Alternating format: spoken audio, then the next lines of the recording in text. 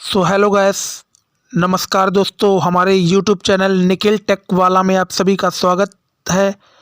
सो दोस्तों, आज का जो नया वीडियो है वो आज आप सभी के लिए बहुत ही महत्वपूर्ण होने वाला है। आज के नए वीडियो में मैं आज आप सभी को बताऊंगा कि भारत सरकार के द्वारा चलाई जाने वाली जो योजना है, एक योजना है दोस्तों, पारिवारिक लाभ योजना। तो सबसे पहले तो मैं आपको बताऊंगा कि पारिवारिक लाभ योजना होती क्या है और इसको कौन सा व्यक्ति इस योजना का लाभ ले सकता है, अथवा इस योजना में कौन व्यक्ति फॉर्म ऑनलाइन करा सकता है। ये सभी तमाम जानकारी इस वीडियो के माध्यम से मिलेंगी आप सभी को। सो वीडियो पर लास्ट तक बने रहिए, क्योंकि आपको बहुत ही मोस्ट इम्पॉर्टेंट चीज़ इसमें बताऊंगा इस वीडियो के माध्यम से। और आप सभी को ये भी बताऊंगा कि पारिवारिक लाभ योजना का आप फॉर्म ऑनलाइन कैसे करा सकते हैं, अपने फ़ोन से ही कैसे ऑनलाइन कर सकते हैं पारिवारिक लाभ योजना का फॉर्म। ये सभी चीज़ें आपको इस वीडियो के माध्यम से आज मिलेंगी। सो वीडियो में लास्ट तक ज़रूर बने रहिए। हमारे यूट्यूब चैनल निखिल टेक वाला में ऐसे ही वीडियोस पाने के लिए हमारे चैनल को आज ही सब्सक्राइब कर लीजिए और बेल नोटिफिकेशन को भी प्रेस कर लीजिए, ताकि आगे आने वाले सभी वीडियोस की नोटिफिकेशन सबसे पहले आपके पास पहुंच सके और हमारे द्वारा जो भी जानकारी दी जाती है वो आप सभी को मिल सके और इस जानकारी का आप फ़ायदा उठा सके और इस जानकारी से आपका फ़ायदा हो सके और आपको भी इन सभी चीज़ों के बारे में नॉलेज हो सके। सो दोस्तों, हमारे द्वारा जो भी जानकारी दी जाती है, अगर आपको अच्छी लगे तो वीडियो को लाइक करना, शेयर करना अथवा कमेंट करना बिल्कुल भी ना भूलें। और कमेंट सेक्शन में ज़रूर बताएं कि आपको किस टॉपिक से रिलेटेड वीडियो चाहिए। उस टॉपिक से रिलेटेड मैं वीडियो आप सभी के लिए लेके ज़रूर आऊँगा। सो इसी के साथ हम अपने वीडियो की शुरुआत करते हैं। सो दोस्तों, हमारा जो चैनल है निखिल टेक वाला, इसमें आप सभी को टेक से रिलेटेड वीडियोस, भारत सरकार के द्वारा जो भी चलाई जाने वाली योजना हैं अथवा भारत सरकार के द्वारा जो भी गवर्नमेंट जॉब निकाली जाती हैं, उन सभी के बारे में तमाम जानकारी और कैसे उसका फॉर्म फिल करना है, ये सभी तमाम जानकारी हमारे चैनल पर समय समय पर मिलती रहेंगी। सो चैनल को ज़रूर सब्सक्राइब कर लीजिएगा। और आप शुरू करते हैं। आज का जो हमारा टॉपिक है वो है पारिवारिक लाभ योजना। दोस्तों, पारिवारिक लाभ योजना ये उन परिवारों के लिए है जिन परिवारों का मुखिया किसी कारणवश उसकी मृत्यु हो जाती है। भारत सरकार के द्वारा कुछ धनराशि प्रदान की जाती है परिवार को, कि उसका भरण पोषण चल सके, परिवार का जो दैनिक का जो जीवन है वो आसानी से चल सके। इसी के लिए भारत सरकार के द्वारा चलाई जाने वाली योजना है पारिवारिक लाभ योजना।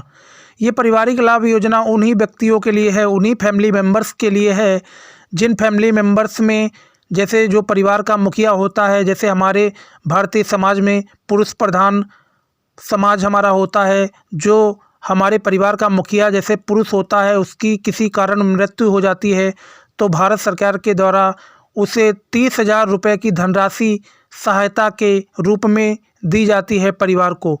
सो दोस्तों, अब मैं आपको बताता हूं कि कैसे इसका फॉर्म ऑनलाइन करना है। सो सबसे पहले आपको गूगल पे विजिट करना है। सबसे पहले आपको गूगल पे चले जाना है।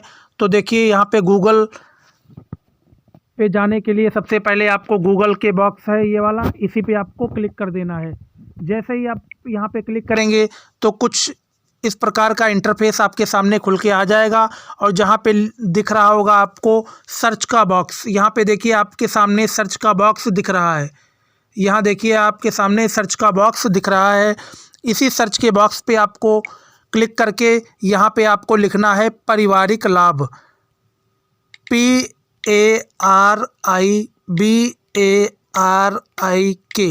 पारिवारिक LABH, लाभ, पारिवारिक लाभ लिख के उसके बाद दोस्तों आपको सर्च के बॉक्स पे टैप कर देना है।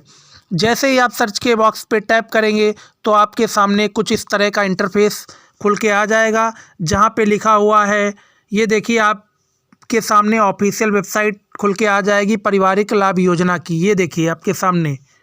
सो दोस्तों इसी पे आपको क्या कर देना है, इसी पे आपको क्लिक कर लेना है। तो चलिए मैं इसी पे क्लिक कर लेता हूँ।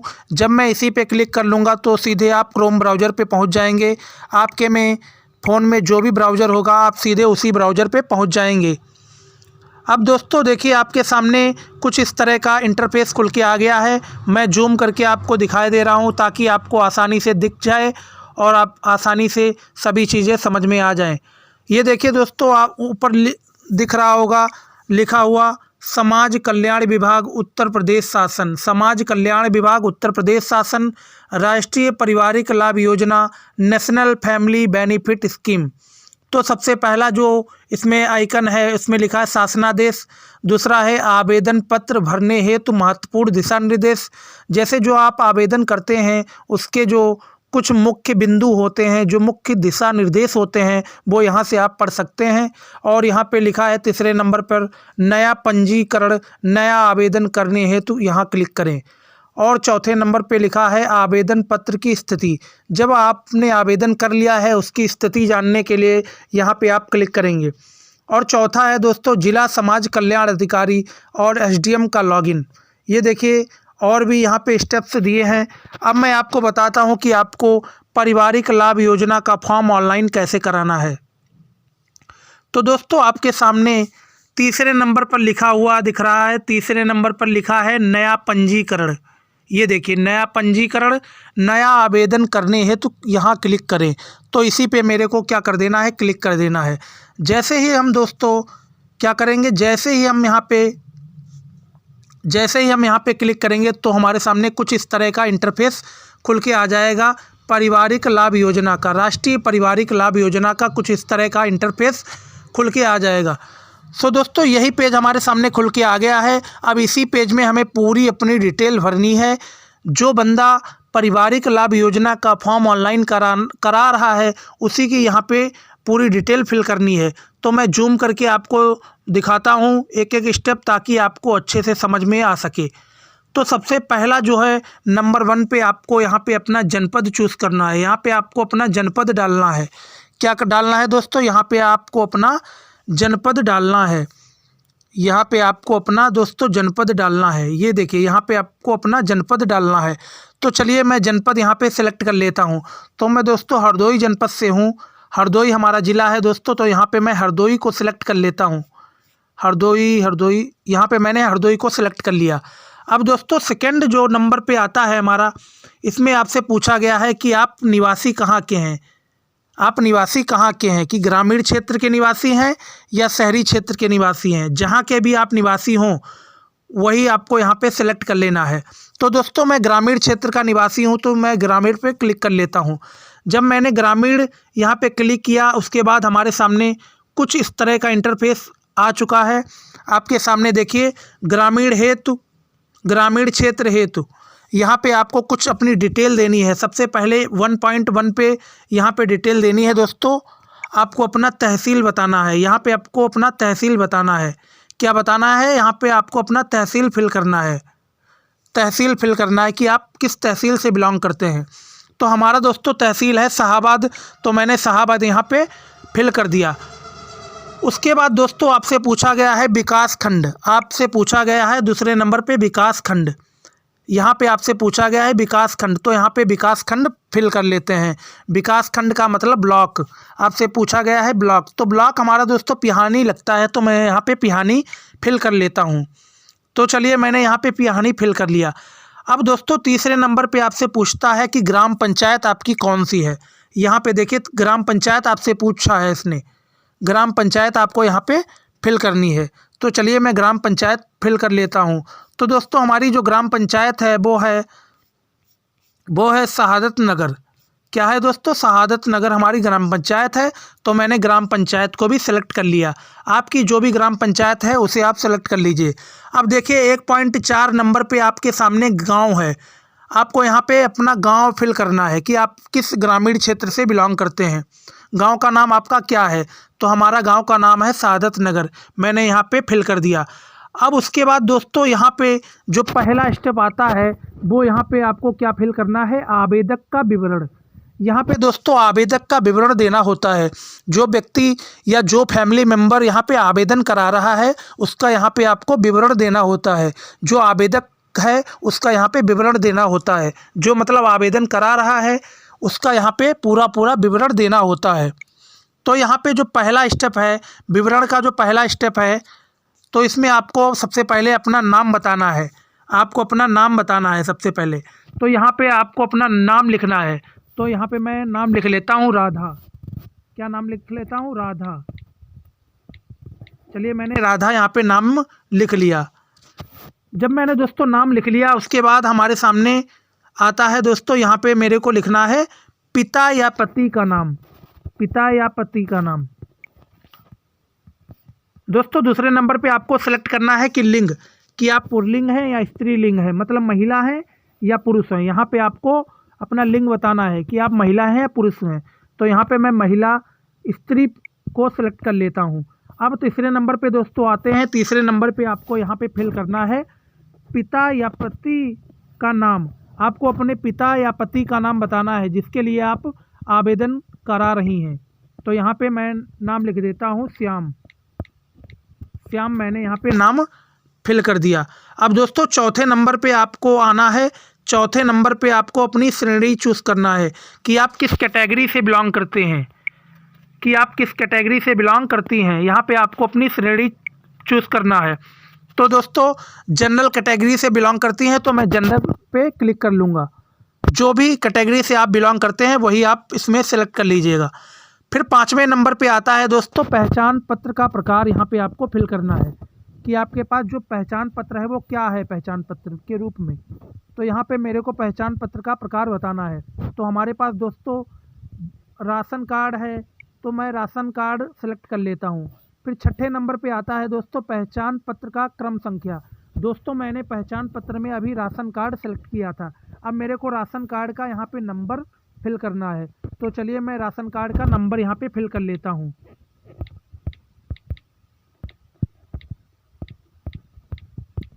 तो चलिए मैंने यहाँ पे राशन कार्ड का नंबर भी फिल कर लिया। अब दोस्तों सातवें नंबर पे हमको क्या करना है? सातवें नंबर पे हमें करना ये है, सातवें नंबर पे हमें ये करना है दोस्तों कि जो मैंने पहचान पत्र का प्रकार अभी सेलेक्ट किया था राशन कार्ड और उसका मैंने नंबर भी दिया। अब यहाँ पे क्या करना है? पहचान पत्र की फ़ोटोकॉपी अपलोड करें। यहाँ पे दोस्तों आपको पहचान पत्र की फ़ोटोकॉपी भी अपलोड करनी होती है। फ़ोटोकॉपी भी अपलोड करनी होती है। तो अब आठवें नंबर पे चलते हैं। आठवें नंबर पे दोस्तों यहाँ पे आपको फिल करना है वार्षिक आय रुपए में। वार्षिक आय यहाँ पे आपको अपनी फिल करनी है कि जो वार्षिक आय है वो कितनी है। तो मैं यहाँ पे 48,000 सेलेक्ट कर लेता हूँ। 48,000 दोस्तों वार्षिक आय आपको कहाँ से मिलेगी? तो आपने आय बनवाया होगा जो तहसीलदार के द्वारा जारी किया जाता आय है दोस्तों। जो लेखपाल जिस पे रिपोर्ट लगाता है उसी आय पे आपकी आय लिखी हुई होती है पूरे साल की। एनुअली आपकी आय लिखी होती है, वही आय वहाँ पे आपको सेलेक्ट कर लेनी है, वहीं पे लिख देनी है। अब दोस्तों 9वें नंबर पे आपको क्या लिखना है? आय प्रमाण पत्र संख्या। दोस्तों यहाँ पे आय प्रमाण पत्र की संख्या यहाँ पे लिखनी है जो तहसील के द्वारा जारी किया जाता है आय प्रमाण पत्र, उसी की यहाँ पे आपको संख्या फिल करनी है। तो मैं संख्या यहाँ पे फिल कर लेता हूँ। यहाँ पे मैं क्या कर लेता हूँ दोस्तों? आय प्रमाण पत्र की संख्या यहाँ पे फिल कर लेता हूँ। तो चलिए मैं संख्या यहाँ पे फिल कर लेता हूँ आय की। तो चलिए दोस्तों मैंने संख्या भी फिल कर ली। यहाँ पे संख्या फिल कर लेते हैं। अब दोस्तों अगला जो स्टेप रहता है हमारा, अगला जो दोस्तों स्टेप रहता है हमारा, अगले स्टेप में मेरे को क्या करना होता है दोस्तों? यहाँ पे दोस्तों मेरे को नंबर 10 पे हमें क्या करना होता है? नंबर 10 पे हमें लिखना होता है आय प्रमाण पत्र आवेदन संख्या। जिस भी जनसेवा केंद्र अथवा अपने फ़ोन से अगर आपने आय प्रमाण पत्र आवेदन किया है तो आपका कुछ आवेदन संख्या दी गई होगी। तो यहीं पे आवेदन संख्या आपको क्या कर देनी है? फिल कर देनी है। आवेदन संख्या यहाँ पे फिल कर देनी है। तो चलिए हम आवेदन संख्या को फिल कर लिए हैं। आवेदन संख्या को हमने फिल कर दिया है। अब दोस्तों क्या करना होता है? अब दोस्तों आगे आपको नंबर 11 पे, नंबर 11 जो है ये कोई ज़रूरी नहीं है दोस्तों ये अगर आपके पास है तो आप फिल कर दीजिए, नहीं है तो कोई बात नहीं। यहाँ पे आपको दूरभाष नंबर लिखना होता है, जो एसटीडी कोड सहित होता है दूरभाष नंबर, उसी को यहाँ पे फिल करना होता है। दोस्तों जहाँ जहाँ हमारे रेड पॉइंट हैं वही हमारे लिए कॉलम ज़रूरी हैं, और जहाँ रेड पॉइंट नहीं है, स्टार रेड वाले नहीं हैं, वो पॉइंट हमारे लिए ज़रूरी नहीं है। वो अगर नहीं भी फिल करते तब भी कोई समस्या नहीं। अब 12वें नंबर पे आपको अपना मोबाइल नंबर फिल करना होता है। तो चलिए यहाँ पे हम अपना मोबाइल नंबर भी फिल कर लेते हैं। तो चलिए यहाँ पे मोबाइल नंबर फिल कर लेते हैं। मोबाइल नंबर मैंने यहाँ पे फिल कर लिया। दोस्तों इतनी डिटेल फिल करने के बाद अब आपका अगला स्टेप क्या रहता है? अगला स्टेप ये रहता है दोस्तों, आपको अपने बैंक खाते का विवरण देना होता है। बैंक खाता का विवरण इसलिए देना होता क्योंकि भारत सरकार के द्वारा जो भी सहायता राशि दी जाती है पारिवारिक लाभ योजना के तहत, वो आपके बैंक खाते में ही सीधे ट्रांसफ़र की जाती है। तो यहाँ पे आपको अपना बैंक खाते का विवरण देना होता है।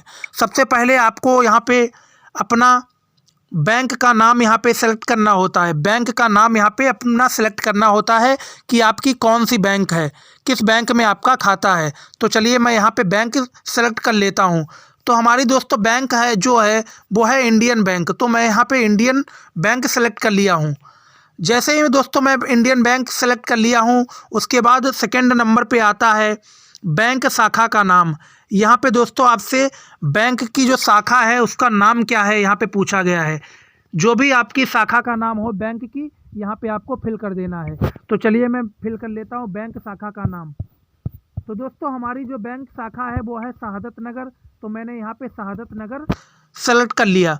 जब दोस्तों हम बैंक की शाखा का नाम सेलेक्ट कर लेंगे तो अपने आप ही आईएफएससी कोड अपने आप ही जारी हो जाएगा, अपने आप ही वो फिल हो जाएगा, उसे फिल करने की ज़रूरत नहीं है। ये देखिए हमारा आईएफएससी कोड बैंक का फिल हो चुका है। अब दोस्तों यहाँ पे आपको अपनी चौथे नंबर पे बचत खाता संख्या डालनी है। जो आपके बैंक में जो सेविंग अकाउंट आपने खुला रखा है, बैंक खाता जो खुला रखा है, उसी खाते की यहाँ पे संख्या फिल करना है। आपका अपना अकाउंट नंबर यहाँ पे फिल करना है। तो चलिए मैं फिल कर लेता हूँ। तो मैंने यहाँ पे खाता संख्या भी फिल कर ली। अब आगे आते हैं दोस्तों। आगे यहाँ पे आपसे पूछा गया है, आपसे यहाँ पे बैंक पासबुक की क्या मांगी गई है, फ़ोटो कॉपी मांगी गई है अपलोड करने के लिए। यहाँ पे आपको अपनी बैंक की किताब की फ़ोटो कॉपी अपलोड करनी होती है। अब दोस्तों इतनी चीज़ें जब फिल कर लेते हैं तब तीसरा नंबर जो आता है हमारा, इसमें आपको मृतक का विवरण देना होता है। जो जिस व्यक्ति की मृत्यु हुई है उसी का यहाँ पे पूरा विवरण देना होता है। मतलब जिस व्यक्ति की मृत्यु हुई है उसी का पूरा विवरण यहाँ पे देना होता है। तो यहाँ पे उसका विवरण देना होता है, उसका विवरण देंगे। देखते हैं कैसे इसका विवरण देना है। तो जो पहला नंबर आता है दोस्तों, पहला नंबर यहाँ पे है, दिख रहा होगा आपको मृतक का नाम। यहाँ पे जो मृतक है जिसकी मृत्यु हो चुकी है उसका यहाँ पे नाम फिल करना है। तो चलिए मैं नाम फिल कर लेता हूँ। यहाँ पे मैंने नाम फिल कर लिया श्याम। तो मैंने यहाँ पे नाम फिल कर लिया। उसके बाद दोस्तों जो सेकंड नंबर पे आता है, सेकंड नंबर पे जो आता है दोस्तों, यहाँ पे मृतक के पिता या पति का नाम। यहाँ पे दोस्तों मृतक के पिता या पति का नाम सेलेक्ट करना होता है। तो चलिए मैं यहाँ पे मृतक के पिता का नाम सेलेक्ट कर लेता हूँ। क्या सेलेक्ट कर लेता हूँ? मृतक के पिता का नाम सेलेक्ट कर लेता हूँ। तो यहाँ पे मैं रिंकू सेलेक्ट कर लेता हूँ, रिंकू लिख लेता हूँ यहाँ पे। मृतक के पिता का नाम रिंकू। अब दोस्तों आगे तीसरे नंबर पे आता है, तीसरे नंबर पे आता है दोस्तों, तीसरे नंबर पे हमारा आता है, तीसरे नंबर पे हमारा आता है दोस्तों मृत्यु प्रमाण पत्र संख्या। दोस्तों जैसे जिस व्यक्ति की मृत्यु हो जाती है उसके बाद उसका मृत्यु प्रमाण पत्र बनता है। जब मृत्यु प्रमाण पत्र बनता है तो उसकी कुछ आवेदन संख्या होती है। जो मृत्यु प्रमाण पत्र है उसकी कुछ संख्या होती है, वही संख्या यहाँ पे आपको फिल कर लेनी है। तो चलिए मैं यहाँ पे फिल कर लेता हूँ। वो संख्या मैंने यहाँ पे क्या कर ली, फिल कर ली। जो भी आपकी मृतक प्रमाण पत्र की जो संख्या हो वो यहाँ पे आप अपनी फिल कर लीजिएगा। अब चौथा नंबर जो आता है यहाँ पे आपको फिल करना होता है मृत्यु प्रमाण पत्र जारी करने की तिथि, कि मृत्यु प्रमाण पत्र जो है वो कब जारी किया गया है, उसकी कौन सी दिनांक को मृत्यु प्रमाण पत्र जारी किया गया है।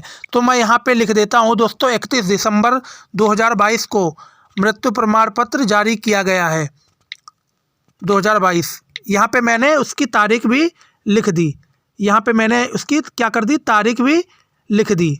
इतनी चीज़ आपको समझ में आ चुकी होगी, इतनी चीज़ आपको दोस्तों समझ में आ चुकी होगी। उसके बाद 5वें नंबर पे जो स्टेप है, 5वें नंबर पे जो स्टेप है मृत्यु की तिथि। जिस व्यक्ति की मृत्यु हुई है उसकी यहाँ पे तिथि डालना है कि किस तारीख को उस व्यक्ति की मृत्यु हुई है। तो यहाँ पे उसकी तारीख मैं डाल देता हूँ, मैं यहाँ पे डाल देता हूँ 1 तारीख 11वां महीना 2022। मैंने 1 तारीख 11वां महीना 2022 यहाँ पे मैंने तारीख सेलेक्ट कर ली। इतनी चीज़ सेलेक्ट करने के बाद आपको अगला स्टेप करना होता है कि मृत्यु का क्या कारण रहा, किस कारण मृत्यु हुई। यहाँ पे आपको पूरा फुल कारण बताना है कि किस कारण मृत्यु हुई। तो यहाँ पे आपको कारण बताना है, यहाँ पे कारण सेलेक्ट कर लेना है। तो सबसे पहला जो कारण है यहाँ पे लिखा हुआ है दुर्घटना, कि क्या दुर्घटना से मृत्यु हुई, या बिजली गिरने से, या बाढ़ या जल में डूबने से, या विषैले या जीव द्वारा काटना, या आगजनी से, या हत्या से, या गंभीर बीमारी से, या अन्य कारण। तो यहाँ पे जो भी कारण हो वो यहाँ पे सेलेक्ट कर लेना है। अगर आपके पास इसमें से कोई कारण नहीं है तो यहाँ पे आपको अन्य कारण पे सेलेक्ट कर लेना है। तो यहाँ पे मैंने अन्य कारण सेलेक्ट कर लिया है। इतनी चीज़ आपको फिल करने के बाद दोस्तों 7वें नंबर पे आ जाना है। 7वें नंबर पे जब आप आ जाएंगे जहाँ पे लिखा हुआ है मृत्यु की तिथि को मृतक की उम्र। दोस्तों जिस दिन मृतक की मृत्यु हुई थी उसकी उम्र कितनी थी, तो मैं यहाँ पे उम्र डाल देता हूँ 25 साल। यहाँ पे मैंने उम्र डाल दी 25 साल। अब दोस्तों 8वें नंबर पे चले आते हैं। अब 8वें नंबर पे हम चलते हैं। 8वें नंबर पे हमें यहाँ पे क्या फिल करना है, मृतक का व्यवसाय। जिसकी मृत्यु हुई है उसका क्या व्यवसाय था, मतलब उसका क्या बिजनेस था, यहाँ पे उसका फिल कर देना है। तो यहाँ पे दोस्तों आपको फिल करना है कि क्या वो किसान था, अगर किसान था तो वो किसान फिल कर लेना है। अगर वो मजदूर था तो यहाँ पे मजदूर फिल कर लेना है। अगर वो कर्मकार, मिस्त्री या बढ़ई इत्यादि था तो यहाँ पे ये सेलेक्ट कर लेना है। या स्वयं का व्यवसाय था तो यहाँ पे सेलेक्ट कर लेना है। या अगर इसमें से कुछ नहीं है तो यहाँ पे अन्य पे सेलेक्ट कर लेना है। तो मैं अन्य पे सेलेक्ट कर लेता हूँ। जैसे ही मैं सेलेक्ट कर लेता हूँ इतनी चीज़, तो आपके सामने 9वें नंबर पे दोस्तों, 9वें नंबर पे आपको क्या फिल करना होता है, 9वें नंबर पे आपको फिल करना होता है आवेदक का मृतक से संबंध। जो मतलब आवेदन करा रहा है उसका क्या संबंध है, मतलब जिसकी मृत्यु हो चुकी है और जो आवेदन करा रहा है इन दोनों के बीच में क्या संबंध है, क्या रिलेशन है, यहाँ पे आपको बताना है। तो यहाँ पे दोस्तों मैं फिल कर देता हूँ कि पत्नी, यहाँ पे फिल कर देता हूँ पत्नी, क्या कर देता हूँ, पत्नी यहाँ पे फिल कर देता हूँ। अब दोस्तों 10वें नंबर पे आते हैं। 10वें नंबर पे यहाँ पे क्या फिल करना होता है, मृत्यु प्रमाण पत्र को अपलोड करें। यहाँ पे जो आपने मृत्यु प्रमाण पत्र बनवाया था, मृत्यु होने के बाद जो आपने मृत्यु प्रमाण पत्र बनवाया था उसी को यहाँ पे अपलोड करना होता है। तो इसको यहाँ पे अपलोड कर लीजिएगा। अब 11वें नंबर पे चलते हैं दोस्तों। 11वें नंबर पे आपको क्या फिल करना है, 11वें नंबर पे आपको फिल करना है अपलोड सिग्नेचर। दोस्तों यहाँ पे क्या करना है, सिग्नेचर को अपलोड कर देना है। यहाँ पे सिग्नेचर को अपलोड कर देना है। अब 12वें नंबर पे आते हैं दोस्तों। 12वें नंबर पे आपको क्या फिल करना है, आय प्रमाण पत्र को अपलोड करें।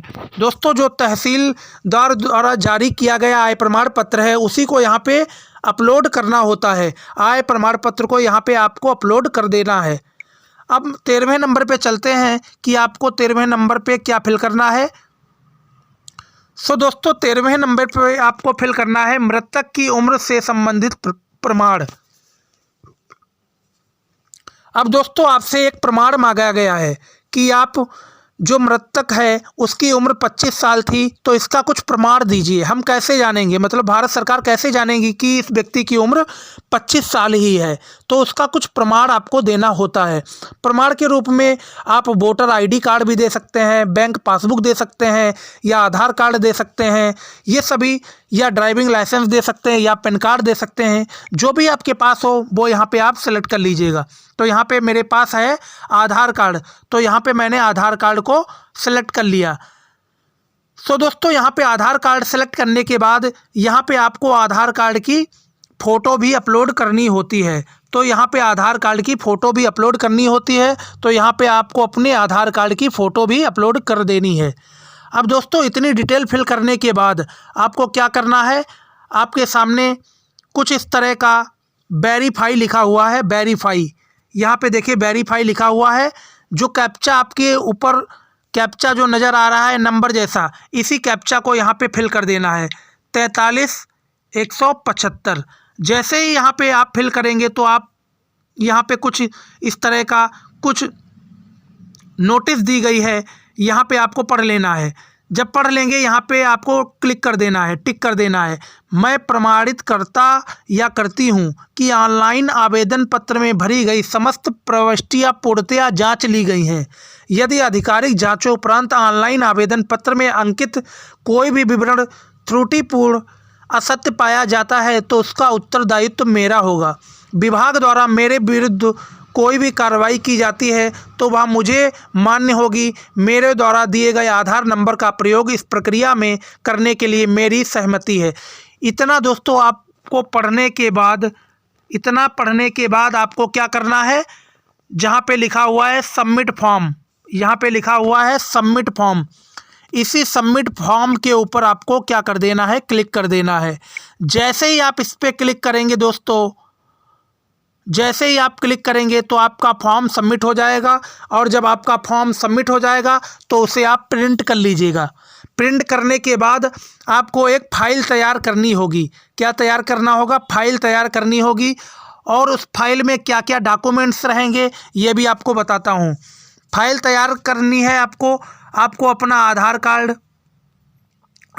आधार कार्ड की फ़ोटोकॉपी, बैंक पासबुक की फ़ोटोकॉपी,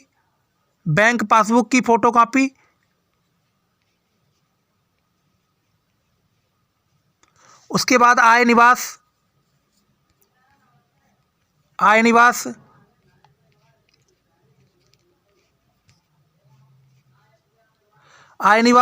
उसके बाद मृत्यु प्रमाण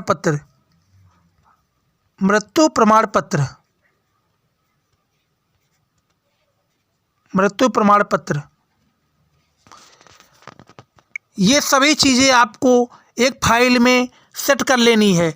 और दोस्तों जो भी आपने जानकारी अथवा जो भी आपने यहाँ पे डॉक्यूमेंट्स अपलोड किए हैं वो सभी डॉक्यूमेंट्स की आपको फ़ोटोकॉपी एक फाइल में लगा लेनी है। अथवा ये जो आवेदन आपने कराया है पारिवारिक लाभ योजना का, इसे भी आपको प्रिंट करके निकलवा के उसी फाइल में अटैच कर देना है। और पूरी फाइल ले जाके आपको एसडीएम ऑफिस मतलब तहसील में जाके जो एसडीएम का कार्यालय होता है, जो सेक्टर डिस्ट्रिक्ट मजिस्ट्रेट का जो कार्यालय होता है, उसका एक स्टेनो होता है, उसी स्टेनो के पास आपको ये सभी डॉक्यूमेंट्स जमा कर देने होते हैं। जब ये डॉक्यूमेंट्स आपके जमा हो जाते हैं दोस्तों, उसके बाद एसडीएम अपनी रिपोर्ट लगाता है। फिर उसके बाद दोस्तों लेखपाल वगैरह जांच करता है। उसके बाद तहसीलदार वगैरह यहाँ पे साइन वगैरह करता है। और जब यहाँ पे पूरी प्रक्रिया पूरी हो जाती है तो यहाँ से तहसील से आगे के लिए ये रेफ़र कर दिया जाता है। ये बोल दिया जाता है जांच के बाद कि इस व्यक्ति की जो भी डिटेल्स थी अथवा जो जानकारी थी वो सत्य पाई गई और ये व्यक्ति पारिवारिक लाभ योजना का लाभ लेने के लिए मान्य है अथवा एलिजिबल है। ये पारिवारिक लाभ योजना का लाभ लेने के लिए एलिजिबल है। सो दोस्तों जो भी जानकारी हमारे द्वारा दी गई है, अगर आपको अच्छी लगी हो तो वीडियो को लाइक करना अथवा चैनल को सब्सक्राइब करना बिल्कुल भी ना भूले। ऐसे ही तमाम जानकारी पाने के लिए निखिल टेक वाला को आज ही सब्सक्राइब कर लीजिए ताकि आगे आने वाले सभी वीडियोस की नोटिफिकेशन सबसे पहले आपके पास पहुंच सके। जय हिंद, जय भारत, वंदे मातरम। धन्यवाद।